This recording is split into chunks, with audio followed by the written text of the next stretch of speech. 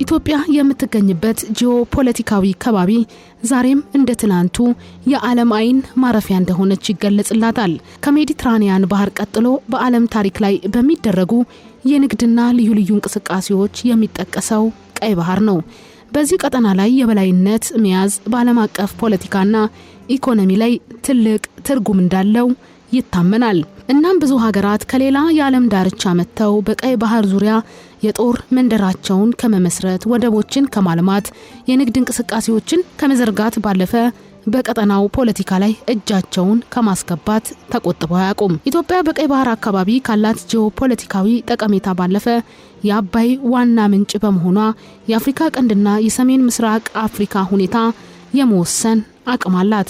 ከግሪክ ስልጣኔ ዘመን ጀምሮ አውሮፓውያኑ ኢትዮጵያን ለመጎብኘት ከገቡበት ምክንያቶች አንዱ የአባይን ምንጭ ለማወቅና ለመቆጣጠር እንደሆነ የታሪክ መዛግብት ያስረዳሉ። ቀይ ባህርና ፖለቲካ የዛሬው የመህልቅ ዝግጅታችን ትኩረት ነው።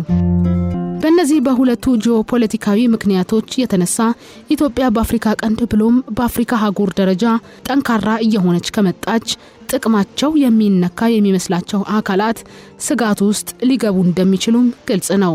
ፖለቲካ ባንድም በሌላ በቀጥታም ሆነ በተዘዋዋሪ የማይዳስሰው የማይነካው የማይገባበት የለም። ፖለቲካ ነው አጀንዳ ነው የሚሉ ባይጠፉም የኢትዮጵያ የባህር በር ጥያቄ ብዙዎችን በአንድነት አስተሳስሮ በአንድ አንደበት አናግሮ በጋራ ተጠቃሚነት ላይ ፈር የቀደደ ነው ማለት ይቻላል። ከትናንት በስቲያ በተካሄደው 7ኛው ጠቅላላ ምርጫ የተፎካካሪ የፖለቲካ ፓርቲዎች አንዱ መከራከሪያ አጀንዳቸው ወይም ፖሊሲ የነበረው የባህር በር ተጠቃሚነትን ማረጋገጥ ነው።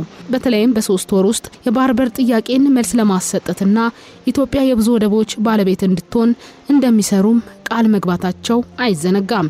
ከቀይ ባህር ጋር በተያያዘ ኢትዮጵያ አብራ የተፈጠረችና የኖረች ሀገር ናት።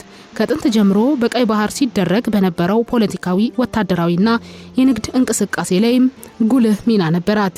ተሳትፎዋ ከሌሎቹ ሀገራት ለየት የሚያደርገው የፍላጎቶችን ምንጮች ከቀይ ባህር ጋር ካላት ቅርበት ጋር የተያያዘም ነው። አንዳንድ አካላት ቀይ ባህር ላይ ያላቸውን ፍላጎት የሚሳካ የሚመስላቸው ሀገሪቱ ስትዳከም ነው። ይህ ደግሞ እንደ ሉዓላዊ ሀገር በፍጹም ተቀባይነት የለውም።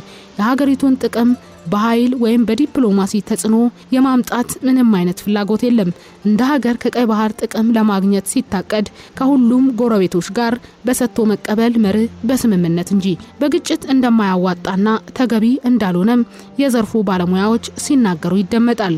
ነገር ግን አንድ መታወቅ ያለበት ሀቅ ድሮም ሆነ ዛሬ ኢትዮጵያ የሌሎች ጥቅም ላይ ምንም አይነት ስጋት የመፍጠር ዓላማ እንደሌላት ነው። የኢትዮጵያን ስልጣኔ ማየት የማይሹ አካላት ዋናው ዓላማቸው ደካማ ኢትዮጵያን መፍጠር ነው። ለዚህ ደግሞ 3 መንገዶችን ይጠቀማሉ። ኢትዮጵያን በተገኘው አጋጣሚ ሁሉ ከጎረቤቶቿ ጋር በጦርነት መማገድ፣ የኢትዮጵያን ኢኮኖሚ ማዳከምና ኢትዮጵያውያንን በአካባቢና በእምነት ማጋጨት ናቸው። ከጥንት ዘመናት ጀምሮ ኢትዮጵያ ብዙ ጦርነቶችን አድርጋለች። ከጥንታዊ ዘመን አንስቶ የባህር ጉዞ መስመሮች ለፍልሰት፣ ለንግድና ለወታደራዊ ዘመቻዎች ወሳኝ ሆነው አሁንም ድረስ ዘልቀዋል።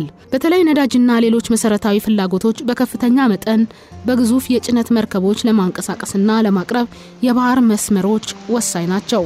በዓለም ባንክና በተባበሩት መንግስታት መረጃ መሰረት ከ80% በላይ የዓለም ሸቀጦች የሚዘዋወሩት በባህር ላይ ነው። በዚህ የባህር ላይ ትራንስፖርት ዓለም አቀፍ ንግድ ለጥሬ ዕቃዎችና በከፊል ለተዘጋጁና ላለቀላቸው ምርቶች ዝውውር ወሳኙ መንገድ ነው።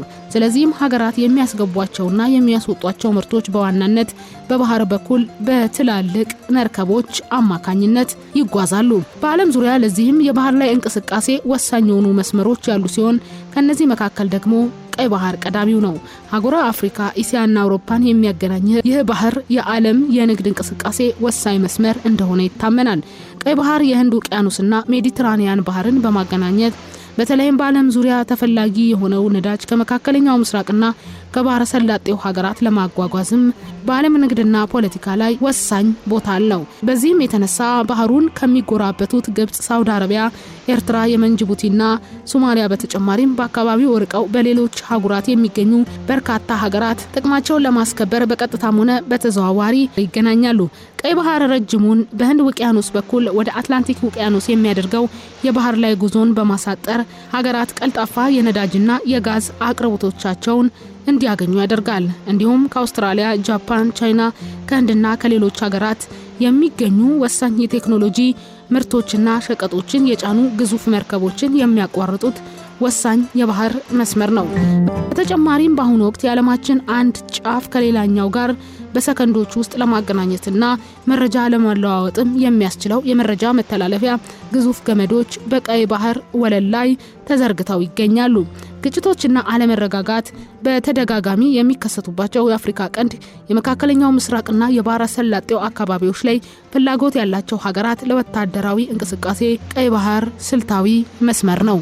ከዓለም ንግድ እንቅስቃሴ ውስጥ ከ12 እስከ 15% እንዲሁም በኮንቴነር ጭነት መካከል 30% በየዓመቱ የሚያስተናግደው ቀይ ባህር ነው። በእስያና በአውሮፓ ሀገራት መካከል የሚደረግ የመርከብ ጉዞን ወጪና ጊዜን በከፍተኛ ሁኔታ ይቀንሳል። ይህ ከፍተኛ መጠን ያለው ነዳጅና ኮንቴነር ጭነት የሚያልፍበት በመሆኑ የዓለማችን ንግድና ኃይል አቅርቦት ወሳኝ ኬላ በመባል ይጠቀሳል።